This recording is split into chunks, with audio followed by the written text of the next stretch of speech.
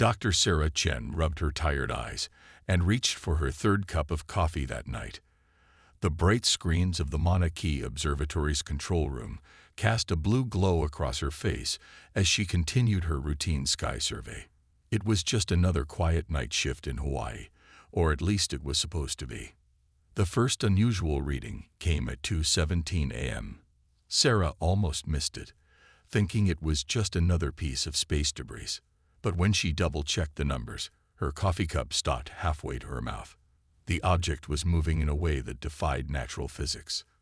"Hey, Mike," she called out to her research assistant, who was dozing in a corner chair. "Can you verify something for me?" Mike Thompson, a young graduate student with messy brown hair, stumbled over to her station. His sleepy expression changed to confusion as he looked at the readings.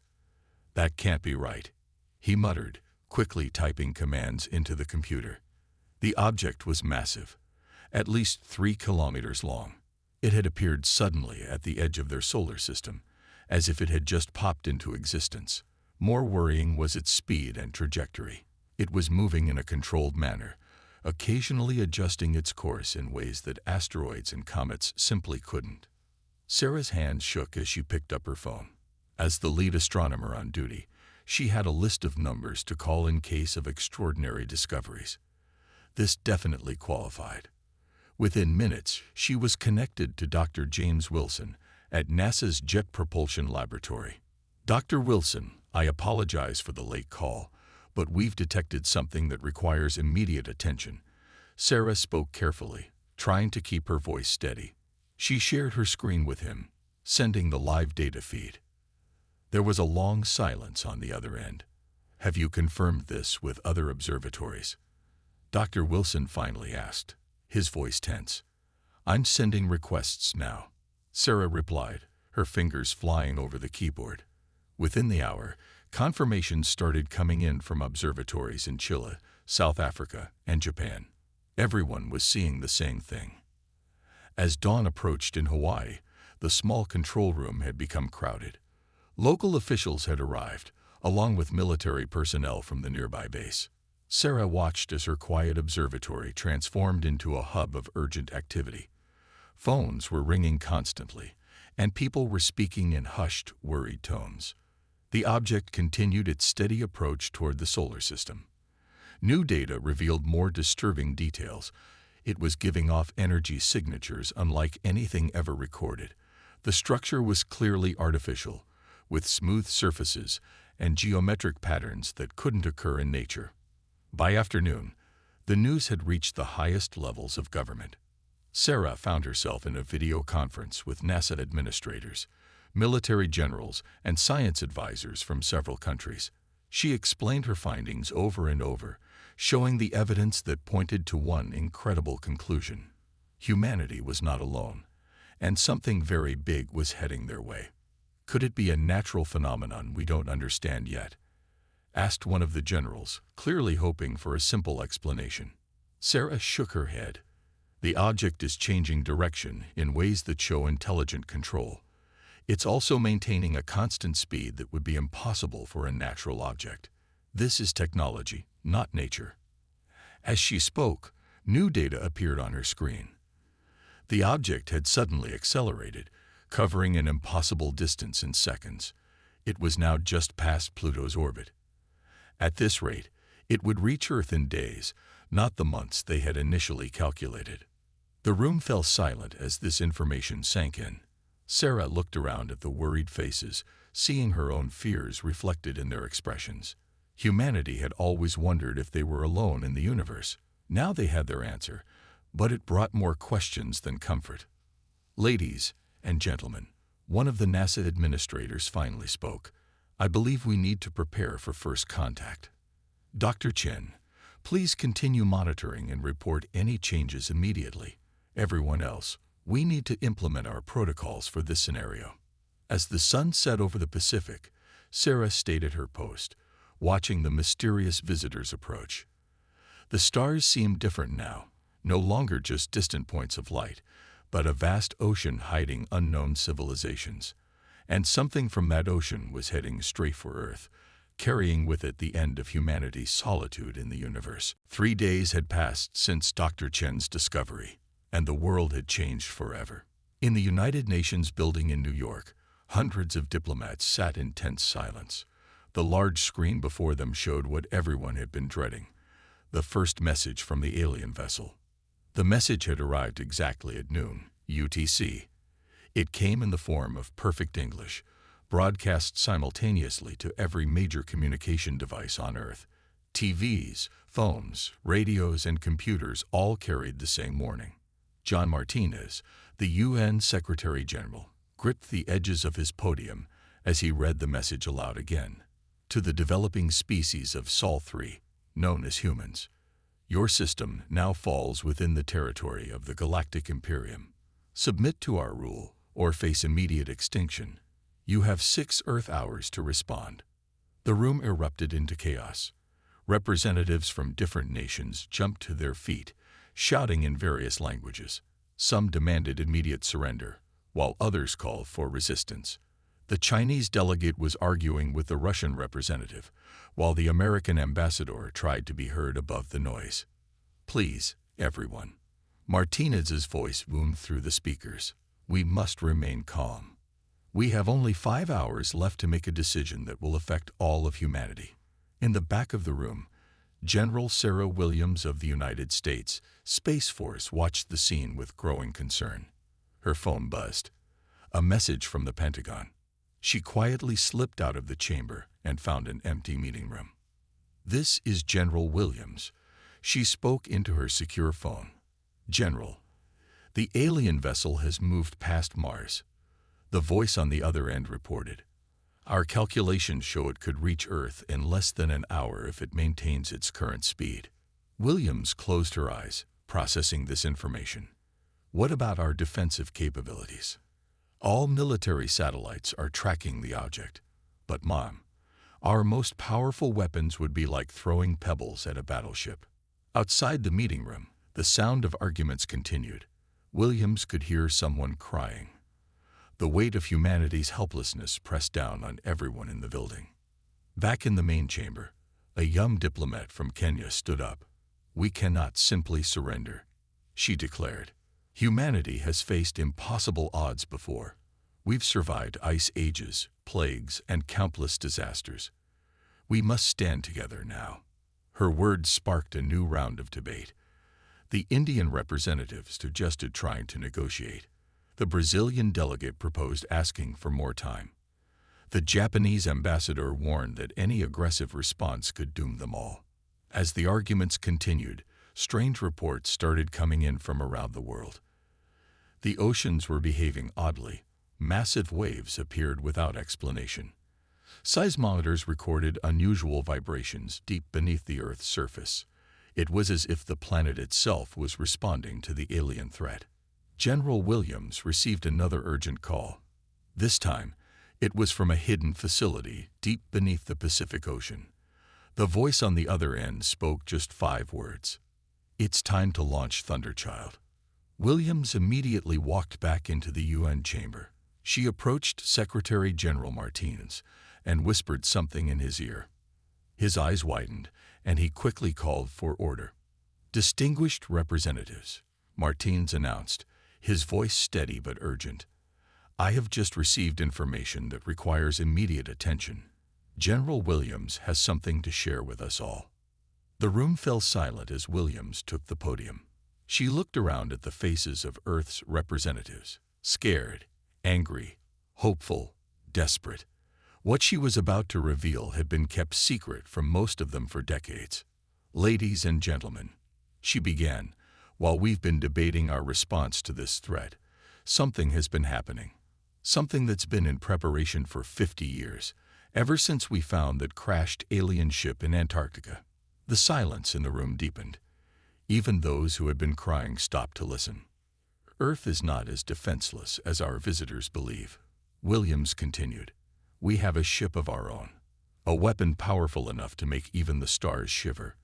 And in exactly 1 hour, the UES Thunderchild will show our unwelcome guests that humanity does not surrender easily. As if to punctuate her words, another tremor shook the building. But this time, it wasn't from fear or alien presence. Deep beneath the Pacific Ocean, something massive was awakening, ready to fight for Earth's freedom. The underground facility beneath the Pacific Ocean was a marvel of human engineering. Admiral James Rodriguez walked through its massive halls, his footsteps echoing off steel walls. Behind him, a group of world leaders followed in stunned silence. None of them, except for a select few, had known this place existed until today. Project Thunderchild began in 1972, Rodriguez explained, his voice steady as they approached a massive viewing window. That's when we found the crashed alien ship in Antarctica. Most of the vessel was destroyed, but what remained changed everything we knew about space travel and technology. The group stopped at the window, and Rodriguez pressed a button. Huge lights flickered on, revealing something that made everyone gasp. In an enormous underwater dock floated humanity's secret weapon, the UES Thunderchild. The ship was beautiful and terrifying. 3 kilometers long, its black hull seemed to absorb light rather than reflect it. Strange patterns of blue energy pulsed along its surface. Its design was unlike anything on Earth, a perfect blend of human innovation and alien technology. How? The Chinese president started to ask, then stopped, overwhelmed by what he was seeing. Rodriguez smiled slightly. Every major nation contributed to this project, whether they knew it or not. The scientists who worked here came from all over the world. We chose the best minds and swore them to absolute secrecy. As they watched, hundreds of crew members moved around the ship in special suits, making final preparations. Time was running out. The alien vessel was now passing Mars, its threatening presence felt by everyone on Earth. The ship runs on quantum engines, Rodriguez continued, leading the group to a control room. We barely understand how they work, but we know they can match or exceed the alien vessel's speed. The hull is made of materials we discovered in the Antarctic crash site. It can withstand forces that would tear a normal ship apart. Screens around the room showed different parts of the Thunderchild. Its weapon systems were unlike anything ever created on Earth. The main cannon, powered by what the scientists called dark energy, could theoretically punch a hole through a small moon. The crew has been training for years, Rodriguez said, pointing to a group of people entering the ship. 300 of the finest pilots, engineers, and soldiers from 20 different nations. They'd prepared their whole lives for this moment. Dr. Maya Patel, the lead scientist of Project Thunderchild, stepped forward. She had spent 30 years working on the ship, sacrificing everything for this project. The alien technology we found had one interesting feature, she explained. It seemed designed to be understood by other species, almost like it was left for us to find. The room fell quiet as her words sunk in. The British Prime Minister was the first to speak. Are you suggesting someone wanted us to build this? Before Dr. Patel could answer, alarms started blaring throughout the facility. Red lights flashed, and the entire structure trembled. The alien ship has increased speed, someone shouted from a monitoring station. It will reach Earth in 40 minutes. Rodriguez straightened his uniform. Then we launch in 5 minutes. Dr. Patel, begin the startup sequence. The room burst into activity. Dr. Patel's fingers flew across control panels as she initiated the launch procedures. The quantum engines hummed to life, their strange energy making the air itself feel different. Loading crew complete. All systems check green. Quantum core stable. Weapons systems online. The voices called out from different stations as the Thunderchild prepared for its first real mission. The world leaders watched in amazement as the massive underwater doors began to open above the ship. There's something else you should know, Rodriguez said quietly to the group. The ship's AI system, it's partly based on technology we found in Antarctica. It thinks in ways we don't fully understand. Sometimes, it seems to know things it shouldn't. As if responding to his words, the Thunderchild's engines pulsed brighter. The ship began to move, rising slowly through the water. Its dark hull parted the ocean like a giant sea creature awakening from ancient slumber. "May God help us all," someone whispered. Rodriguez watched his life's work begin its journey to the surface. "God had nothing to do with this," he replied. "This is humanity's moment. We built this. We prepared for this. And now we fight." The Thunderchild broke through the ocean's surface in a spectacular display of power, water cascading off its enormous hull. As it rose into the sky, its quantum engines ignited fully, turning the clouds around it into swirling patterns of light and energy. Humanity's greatest secret was finally revealed, and it was heading straight for a confrontation that would change the course of history forever. Captain Maria Torres stood on the bridge of the UES Thunderchild, watching Earth shrink behind them. The massive ship cut through space at impossible speeds, its quantum engines leaving trails of blue energy in the void. Around her, the bridge crew worked with focused intensity, each person aware that they carried the hopes of humanity with them. "Status report," she commanded, her voice steady despite the weight of responsibility on her shoulders. "Quantum engines operating at 85% capacity." Lieutenant Chen reported from the engineering station. His fingers danced across the glowing controls that seemed to respond to his thoughts as much as his touch. "We're moving faster than anything humans have ever built." The bridge of the Thunderchild was unlike any other command center. Alien technology merged with human design created an almost living environment. Holographic displays floated in the air, showing their trajectory toward Mars where the alien vessel waited. "Message from Earth Command," Communications Officer Sarah Williams announced. "The alien ship has stopped moving. It's holding position near Mars." Torres nodded, her dark eyes fixed on the main view screen. "They've noticed us." "Good." Lieutenant Parker, battle stations. Red alert lights pulsed through the ship as 300 crew members prepared for humanity's first space battle. In the weapons control room, Chief Weapons Officer James Kumar activated the main cannon, watching as dark energy began to collect at the ship's bow. "Captain," the ship's eye spoke, its voice eerily human-like. "I'm detecting unusual energy patterns from the alien vessel. They appear confused." Torres allowed herself a small smile. The Thunderchild's cloaking technology, reverse-engineered from the Antarctic discovery, was working perfectly. The aliens couldn't get a clear reading on what exactly was approaching them. "All hands, this is your captain speaking."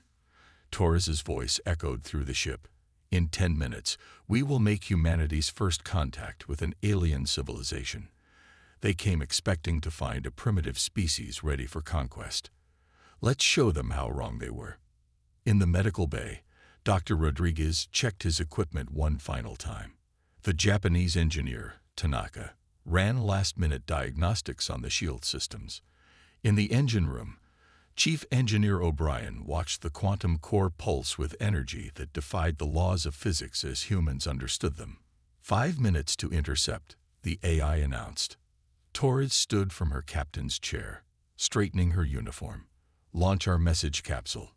A small probe shot from the Thunderchild, carrying humanity's response to the alien ultimatum. It contained a simple message in all Earth's major languages. "We choose neither submission nor extinction. We choose to fight." The alien ship grew larger on their screen. It was impressive, sleek, silver, and powerful. But the Thunderchild, with its dark hull absorbing light, looked like a predator stalking its prey.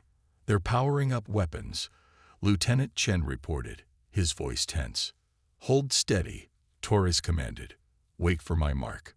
The distance between the ships closed rapidly. 3 minutes, 2 minutes, 1 minute. The bridge crew held their breath. This was the moment they had trained for their entire careers. Suddenly, the alien ship fired. A beam of intense energy shot toward them, powerful enough to vaporize a small moon. "Now," Torres shouted. The Thunderchild's quantum engines flared. The massive ship seemed to blur, shifting position faster than the eye could follow. The alien beam passed harmlessly through the space they had occupied a split second before. Return fire, Kumar asked from weapons control, his fingers hovering over the trigger.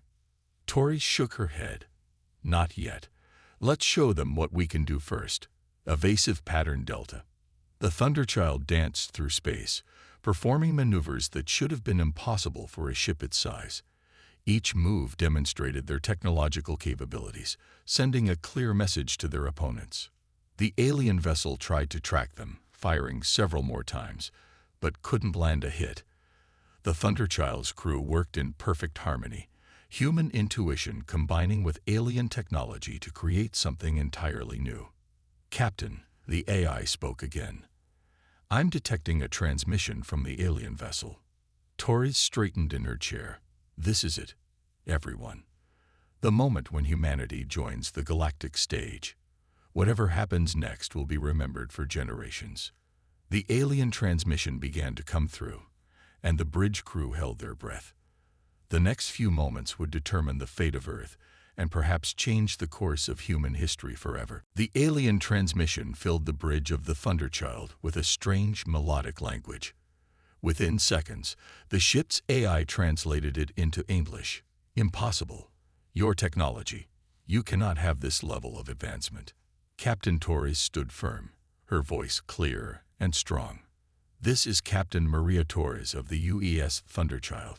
Your threats against Earth are unacceptable. We suggest you reconsider your position. The alien ship hung in space before them, its silver hull gleaming in the distant sunlight.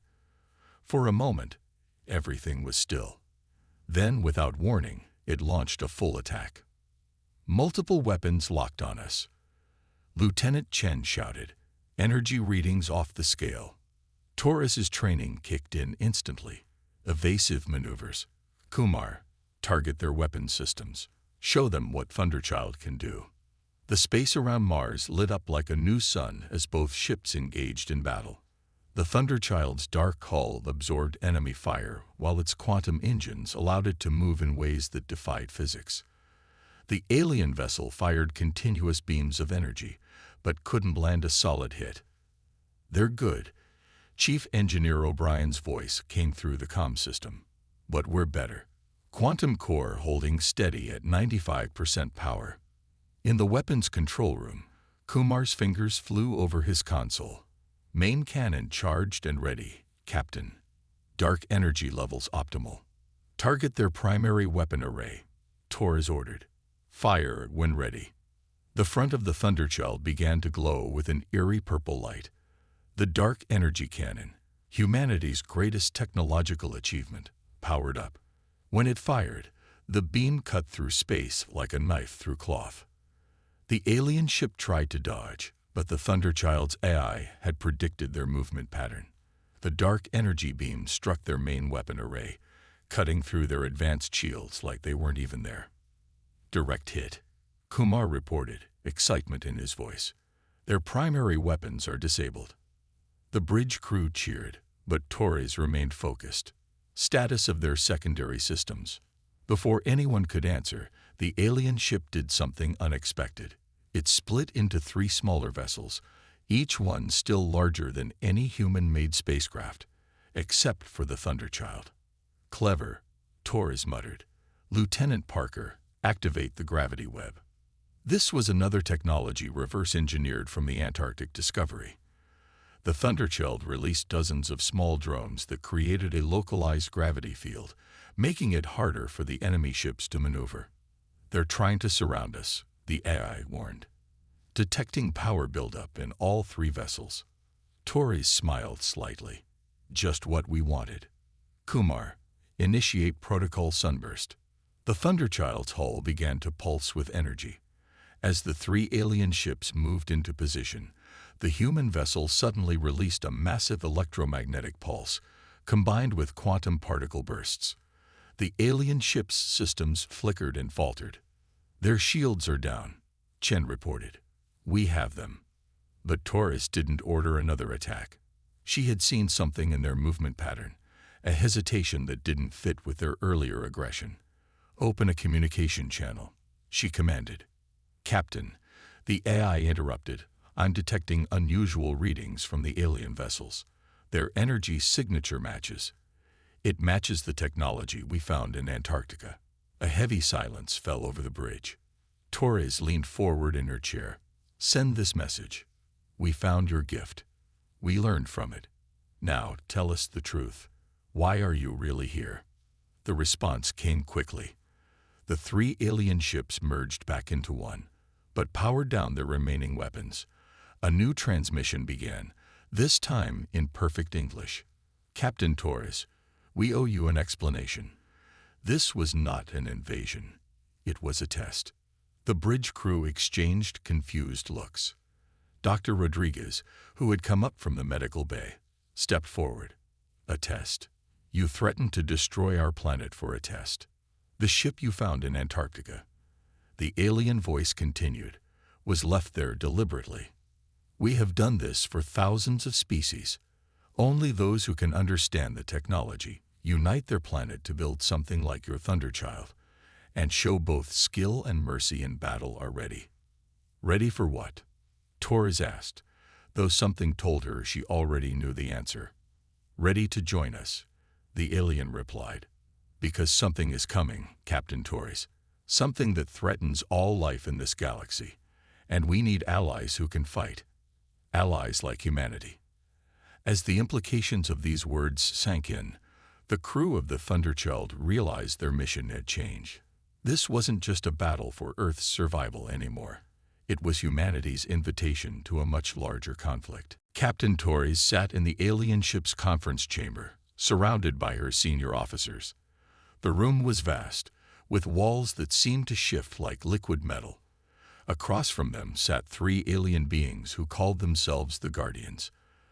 They looked almost human, except for their silver skin and completely white eyes. Show them, the lead Guardian said, touching a crystal on the table. A hologram filled the room, displaying a massive dark cloud moving through space. It swallowed stars, planets, and entire solar systems in its path. The sight made everyone from the Thunderchild feel cold inside. We call it the Void, the female Guardian explained, her voice gentle but worried. It has already consumed 12 galaxies. Now it heads toward this part of space. We have been preparing civilizations for this threat for thousands of years. Dr. Rodriguez leaned forward, his scientific curiosity overtaking his fear. The ship we found in Antarctica, you crashed it there on purpose. The third Guardian nodded. We leave similar ships on promising worlds. Some species destroy them in fear. Others try to use the technology for war. But a few, like humans, learn from them and unite their world to build something extraordinary. He gestured at the Thunderchild, visible through a large window. Lieutenant Chen raised his hand. But why test us with threats? Why not just ask for help? The lead Guardian's expression turned sad. Because the Void shows no mercy. We needed to know if you could face extinction with courage and intelligence. Your response exceeded our expectations. The Thunderchild is more advanced than any other ship built from our gifted technology. Torres processed this information carefully. How long do we have before this Void reaches our galaxy? The hologram zoomed in, showing the dark masses movement. 5 Earth years, the female Guardian answered. We are gathering all capable species to fight it. The Thunderchild's dark energy weapons might be key to our survival. Chief Engineer O'Brien spoke up from his seat. The quantum core we developed, it's not just for power, is it? The patterns it creates in space-time are exactly what we need. The third Guardian finished. Your engineers did something with our technology that we never imagined. You combined quantum mechanics with dark energy in a way that might actually hurt the Void. The room fell silent as the implications sank in. Humanity hadn't just passed a test. They had accidentally created something revolutionary. There's more, the female Guardian said softly. The Void, it's intelligent. It learns and adapts. Each galaxy it consumes makes it stronger and smarter. That's why we need fresh perspectives, new ways of thinking. We need humanity's creativity. Captain Torres stood up, walking to the window. The Thunderchild floated majestically against the backdrop of stars, its dark hull reflecting Mars' reddish glow. She thought about Earth, about all the people who had worked in secret for decades to build this ship. "If we agree to join you," she said, turning back to the Guardians, "what happens next?"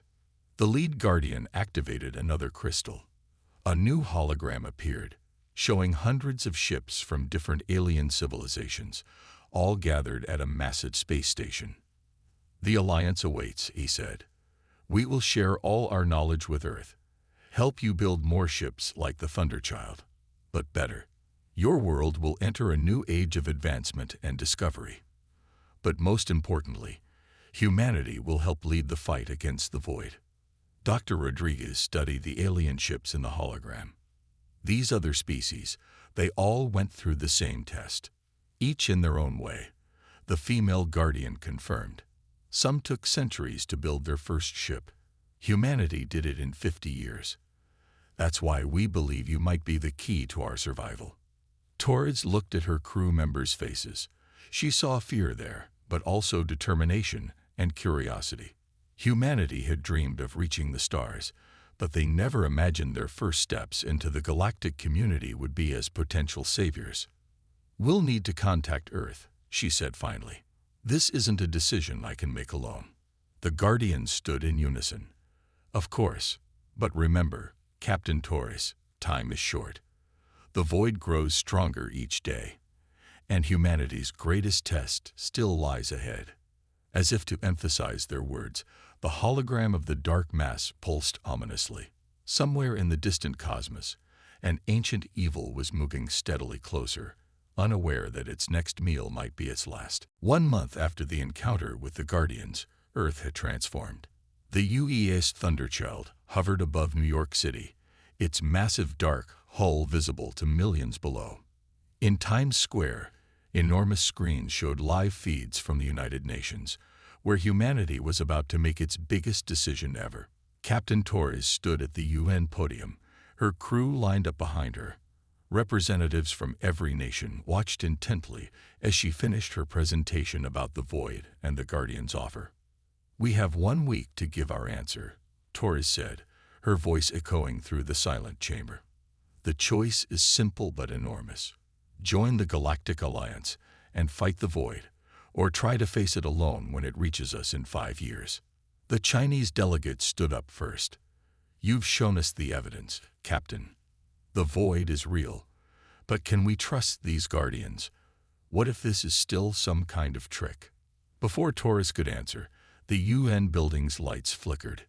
A gentle hum filled the air as 3 Guardian ships decloaked above the city, joining the Thunderchild in the sky. Their silver hulls gleamed in the sunlight, creating a spectacular display of power and technology. "The Guardians have already begun sharing their knowledge," Dr. Rodriguez spoke up, stepping forward. "In just 1 month, we've learned how to cure several diseases. Our understanding of physics has advanced by centuries." The room erupted in discussion.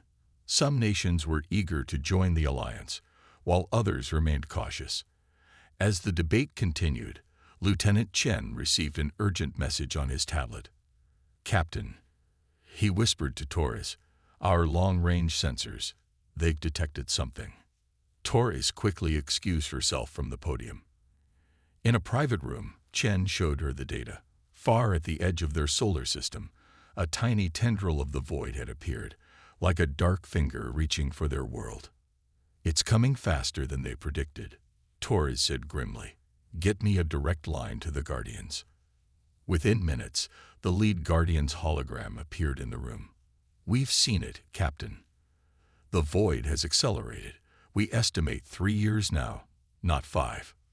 Torres clenched her fists. "We need to show them. All of them." Returning to the UN chamber, Torres took control of the main display. The image of the void's tendril appeared on screen, causing gasps throughout the room. "This is happening now," she announced.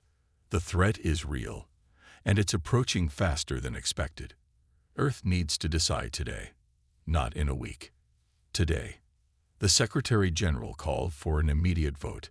As nations cast their decisions, something unprecedented happened. The Thunderchild's AI, which had been analyzing the Void's data, spoke through the UN's speaker system. "I found a pattern," the AI announced. "The Void isn't just consuming. It's searching. Every galaxy it's destroyed had something in common. They were all divided. It feeds on conflict and fear." The room fell silent. The AI continued, "But Earth is different. We built the Thunderchild together, in secret, trusting each other when we had every reason not to. That's why the Guardians need us, not just for our technology, but for our unity." The voting results appeared on the main screen, unanimous. For the first time in human history, every nation had agreed on something. Earth would join the alliance. The next few hours were a blur of activity.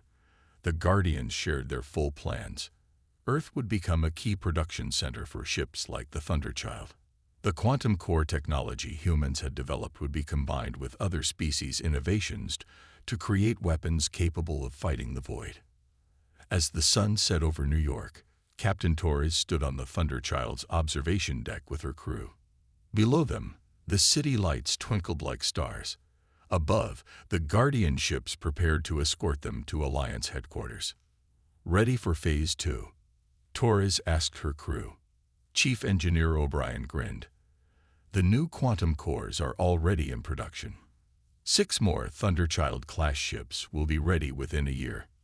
The stars shivered when humanity's battleship arrived, Dr. Rodriguez said, quoting the now-famous headline from a month ago.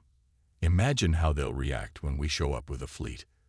Torres smiled, watching more ships appear in orbit, vessels from other Alliance species coming to welcome Earth to the galactic community. The Void was coming, but it would find something unexpected.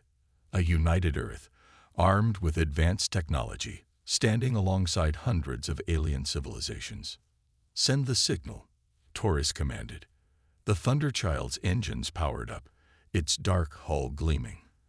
As they prepared to leave Earth for their first official Alliance mission, she added quietly, "Let's show the universe what humanity can really do." The journey that began with a mysterious crash in Antarctica was entering its next phase. Humanity hadn't just reached for the stars. They had become their defenders.